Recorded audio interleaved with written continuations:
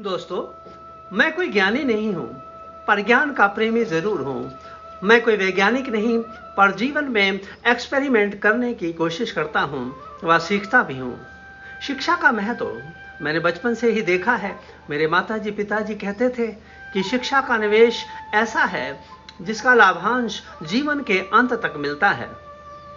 शिक्षा में बड़ी ताकत होती है। शिक्षा जीवन के सारे दुखों को खत्म करने का सामर्थ्य रखती है। एक सामान्य जीवन के लिए रोटी, कपड़ा और मकान के अतिरिक्त यदि कोई आवश्यक वस्तु है तो वह है शिक्षा।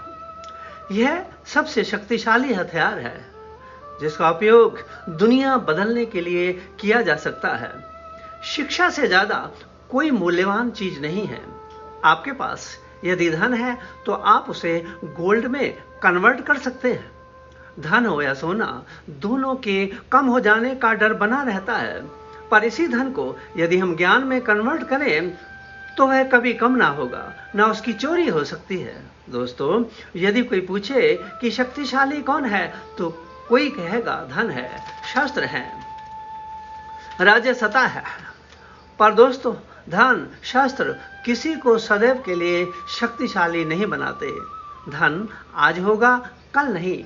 शास्त्र का ज्ञान शस्त्र ज्ञान से ज्यादा प्रभावशाली है। जैसे किसी राजा ने अपनी सेना के साथ कितने ही देशों को पराजित क्यों ना किया हो, पर दुनिया उनको याद नहीं रखती, जबकि वह वैज्ञानिकों को सदैव याद रखती है। सो दोस्तों, अपनी कौम और अपने देश को महान बनाने के लिए हम सबको एक काम करना होगा। अशिक्षित को शिक्षा दो, अज्ञानी को ज्ञान। शिक्षा से ही बन सकता है भारत देश महान। दोस्तों, जिस प्रकार व्यक्ति के जीवन में शिक्षा का महत्व है, उसी प्रकार परिवार का संगठित होना भी व्यक्ति को बल देता है। मिट्टी का मटका और परिवार की कीमत सिर्फ बनाने वालों को पता होती है, तोड़ने वाले को नहीं। व्यक्ति का परिवार उसका छोटा संसार होता है। हम अपने जीवन में जो कुछ भी प्राप्त करते हैं वह परिवार के सहयोग और समर्थन से ही प्राप्त कर पाते हैं। हमारे पालन पोषण को हमारा परिवार अपनी पहली प्राथमिकता समझता है, और जब तक हम सक्षम नहीं हो पाते, हमारी सभी जरूरतों की पूर्ति निस्वार्थ भाव से करता है। इसलिए परिवार में एकता अत्यंत आवश्यक है। एकता के लिए आपसी प्रेम ही परिवार को जोड़कर रखता है। जिन परिवारों में प्रेम नहीं होता वहां एकता और सुख नहीं होता। महाभारत में अर्जुन का पुत्र अभिमन्यु मां के गर्भ में ही युद्ध करना सीख गया था। इससे स्पष्ट है कि परिवार का वातावरण जैसा रहेगा, छोटे बच्चे वैसा ही सीखेंगे।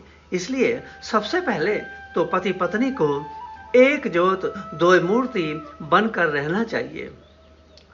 परिवार में एकता के लिए जरूरी है कि सभी सदस्यों को अहंग भाव छोड़ देना चाहिए। स्वयं के सुख को महत्व न देकर सभी सदस्यों के सुखों का ध्यान रखना चाहिए। घर के सभी सदस्यों के लिए विश्वास अटूट होना चाहिए। परिवार के सदस्यों पर अधिकार जताने का तरीका ऐसा ना हो कि दूसरे सदस्य हमारे सामने डरे हुए दिखाई दें। परिवार में खुलापन होना चाहिए। यदि किसी बात पर मतभेद हो तो परिवार के हित को महत्व देते हुए सभी मतभेदों को सुलझा लेना चाहिए।